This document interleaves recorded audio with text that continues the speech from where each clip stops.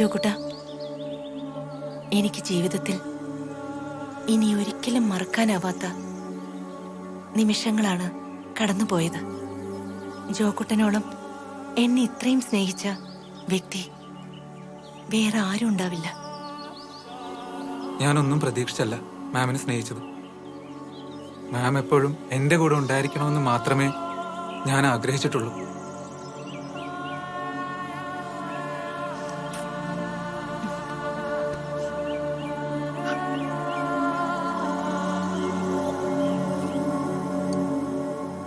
അറിഞ്ഞോ, സോഫി മാഡം ആ ചെക്കനും എങ്ങോ ടൂർ പോയിരിക്കുക. അതെന്താ അവർക്ക് ടൂർ പോയിക്കൂടെ? സോഫി മാഡം എന്തൊരു സ്ത്രീ അവര്. അനിയന്റെ പ്രായമുള്ള ഒരു ചെക്കനെയും കൊണ്ടവര് ടൂർ പോയിരിക്കുന്നു. ആ ചെക്കനെയും കൊണ്ടുള്ള കറക്കം കണ്ടപ്പോഴേ എനിക്ക് ഡൗട്ട് അടിച്ചതാ. ഇപ്പൊ ബോധ്യായി. ഹോ, സോഫി മാഡത്തിന്റെ ഒരു സദാചാരം. എടോ നാൻസി, താൻ വല്ലാതെ കാട് കയറല്ലേ. ഒരാണിനും പെണ്ണിനും നല്ല സുഹൃത്തുക്കളെ കഴിഞ്ഞൂടെ? CROMPTON. പിന്നെ ക്രോക്കഡൈൽ. എന്തോന്ന്? ഇയാള് വായിര് വായിച്ചോട്. CROMPTON. ഫാൻ. അത്രേ ഉള്ളൂ. അത്രേ ഉള്ള. പിന്നെ സൈമൻ ചേട്ടാ, ഓ ഇതാര് തന്ന്?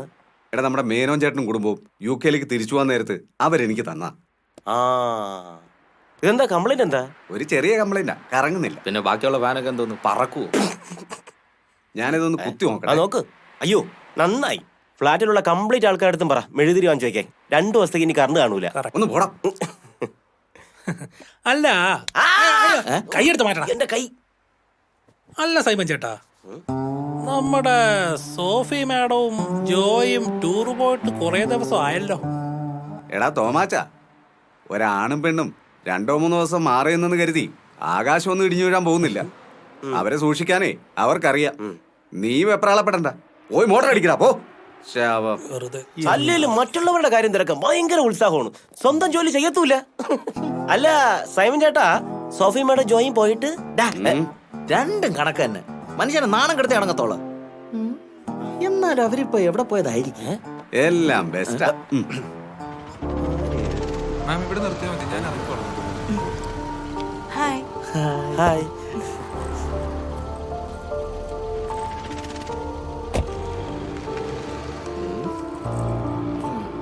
ആ, ഡാ, നിന്റെ ചുറ്റിടിയൊക്കെ തീർന്നാ? ചെല്ല്.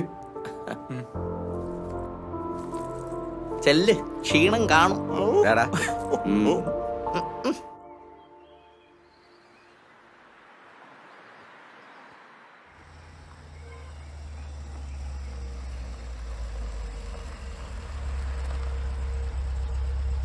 റോബിൻ, സെക്യൂരിറ്റിയോട് പോയി ചോദിക്കുക സോഫിയുടെ ഫ്ലാറ്റ് ഏതാണെന്ന്. ശരി സാർ.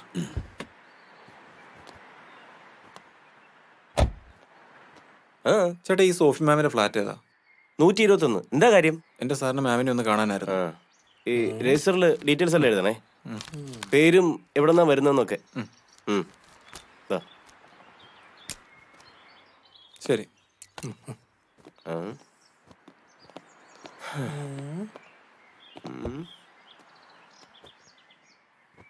പോവാൻ ചേട്ടാ.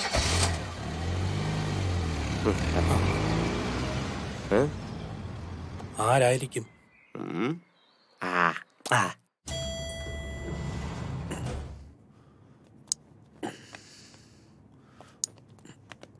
മാഡം, സോഫി മാമിന്റെ ഫ്ലാറ്റ് ഏതാ? ദേ ആ കാണുന്നത്.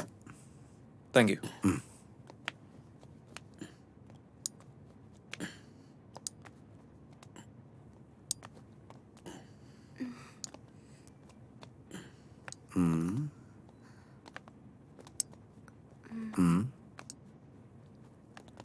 നോക്കാം വാ. സോഫി,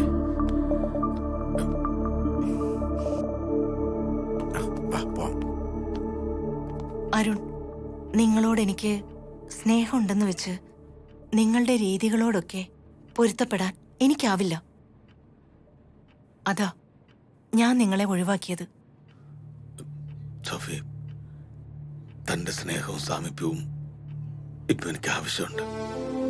അതാ താൻ എത്ര അവഗണിച്ചിട്ട് ഞാൻ തന്നെ ശല്യം ചെയ്തുകൊണ്ടിരിക്കുന്നതും ഇപ്പൊ ഇങ്ങോട്ട് അന്വേഷിച്ചു വന്നതും.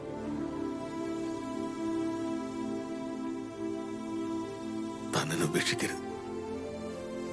എന്റെ എല്ലാ തെറ്റുകളും പൊറുക്കണം. എന്നോടൊപ്പം വരണം പ്ലീസ്. പെട്ടെന്നൊരു ഡിസിഷൻ എടുക്കാൻ എനിക്ക് പറ്റുന്നില്ല.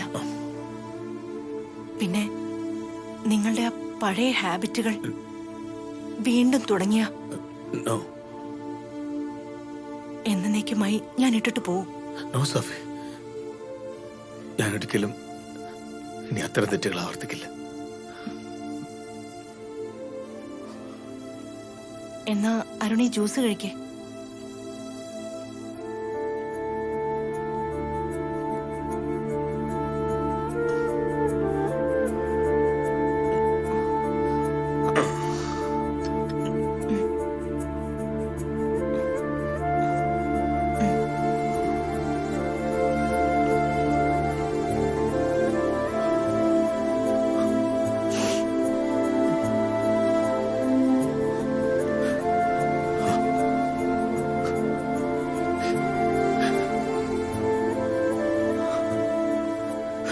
അരുൺ ഇപ്പൊ പോയിക്കോളൂ. Thank you Sophie, thank you. Robin, ആ സാർ.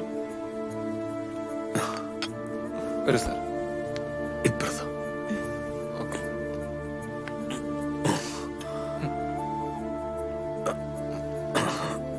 ഓക്കെ. പതുക്കെ.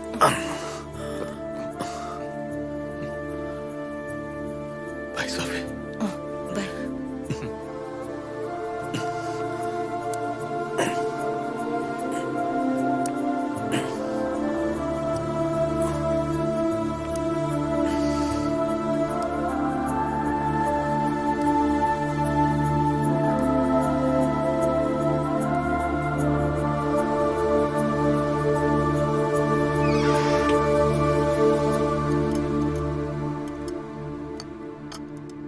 ഇന്ന് വന്ന അവശനായ ആള് സോഫി മാഡത്തിന്റെ ഹസ്ബൻഡ് ആണെന്ന് സൈമൻ ചേട്ടൻ പറഞ്ഞ് ഞാൻ അറിഞ്ഞത്.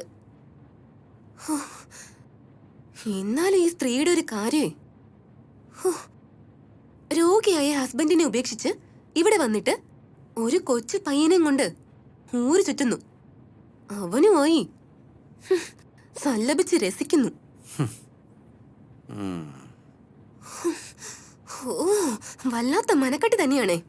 അവരുടെ ദാമ്പത്യത്തിൽ എന്താ നടന്നെന്ന് അവർക്ക് മാത്രമല്ല അറിയൂ. എല്ലാം അറിഞ്ഞിട്ട് സോഫി മേഡത്തെ കുറ്റപ്പെടുത്തിയ പോരെ.